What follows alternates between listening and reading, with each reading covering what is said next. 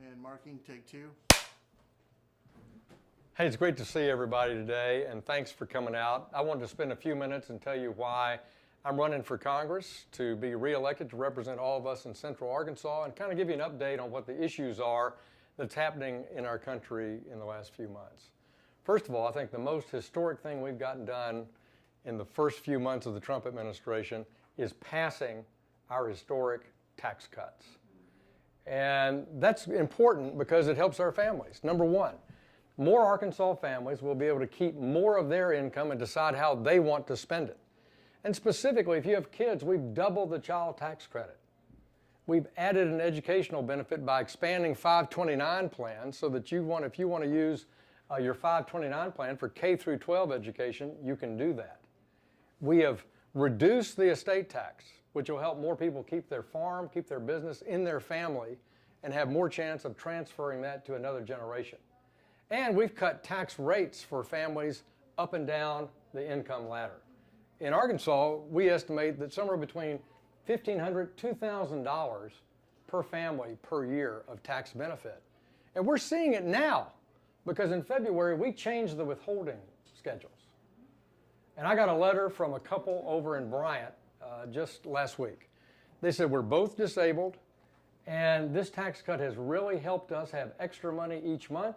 But more importantly, they were fired up to see the impact it had for their kids who are both working and the benefit for their grandchildren. And I get letters like that all the time. And some people up in D.C., principally Nancy Pelosi, have called these bonuses, the pay increases, these tax cuts that we're witnessing, crumbs.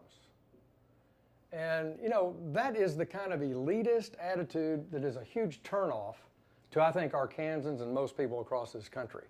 I'm sorry, $500 or $1,000 or $2,000 isn't important to her, but to all of us, it's a big deal. And I had one mom tell me, I got $35 extra per pay period, and that's exactly what it costs me for the extra insurance premium I pay for my daughter.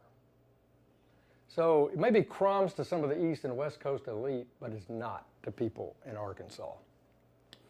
And when you combine those tax cuts with the last 15 months of regulatory reform that we've done, cutting out unnecessary red tape, President Trump said, I'm going to cut 2 regulations for every one that we consider putting in. He's actually beaten that objective. And working with the Congress, we've lowered the regulatory costs in this country on our community banks, on our farmers, on our developers, and that's what we want. We want this economy growing faster. And so with tax cuts and lower regulatory burden, that's why you're seeing unemployment rates drop. That's why you're seeing over 1 million jobs created in the last 15 months and why the economy is growing faster. So I think we've worked hard with this new administration to have federal policies that encourage economic growth. Now, when you look at other things that I've learned about in the last 3 years, having been in business for 35 years, I came thinking about economics when I started running. But what I've learned about in the last 3 years is what we can do better in our country for federal policy for our veterans. And that has really concerned me. It's one of the biggest shocks I've had coming into this new job in my life, this new career, serving the public in Congress. And we are not doing right as effectively as we could be with the right kind of accountability for our vets. And it's super frustrating. So what I've been pleased about in the last few months, the first few months of the Trump administration, is we've gotten some accountability objectives injected into our VA system. Let me just tick them off. One, if somebody is really misleading the system, they're fudging a record, they're not treating people with respect, they're not delivering the service that they're supposed to, we now have the power in the VA to fire those people, to terminate them, to discipline them. We can claw back any compensation they got. If they got bonus compensation for better customer service records, and we find out that's a lie or a falsehood, we can call that compensation back. And that was just not done before. Construction. We all know in Little Rock we dealt with the solar panel craziness out at the VA, but out in Colorado, they had a $300 million hospital that was $1 billion over budget. This is heartbreaking for taxpayers. It's demoralizing to our men and women that work at the Veterans Administration. And so President Trump signed a law that puts the U.S. Army Corps of Engineers in charge of supervising Veterans Administration construction projects now over $100 million. Some other things. We've got a deal to move the VA health records to the DoD system, the defense system. And one of our big frustrations is we've got a man or woman separating from military service. They're now become a veteran. They've got a career-oriented health problem, and they might take 60, 90 days to transfer their health records from DoD, the Department of Defense, over to the Veterans Administration. That's not right. And so I think a common sense decision was taken by the VA under President Trump's leadership to merge those systems and make it easier for those men and women separating from uniformed service to get their health care taken care of at the VA.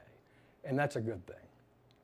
I've got 3 wounded warriors on my staff, and we work tirelessly every day, 7 days a week for our veterans, and we have gotten millions of dollars of benefits for Arkansas veterans because of their work and because of their persistence to work with our state veteran service officers and our VA to get what they deserve. And so, to me, this was a major learning curve for me coming out of private business into government. And it's been inspirational to see that work and also have that kind of commitment to our veterans. Likewise, what we've done out at Little Rock Air Force Base and Camp Robinson is important to this economy in Central Arkansas. We've got a classified information facility out at the Air Base that I've helped preserve and get a new mission for it. And so this allows us to grow the authority out at Little Rock Air Force Base. And what's neat about that classified information training facility out there, it's going to be used by the Guard over at Camp Robinson and regular Air Force out at the Little Rock Air Force Base.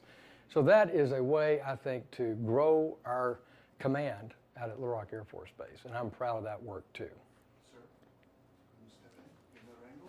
Just pause for Yep. just a half second. Sorry, ladies and gentlemen. How about a glass of water or something for me? Or one of these bourbon things? Long Island iced tea would be great. Wait, cut cameras. Cut camera, cut audio. Thank you.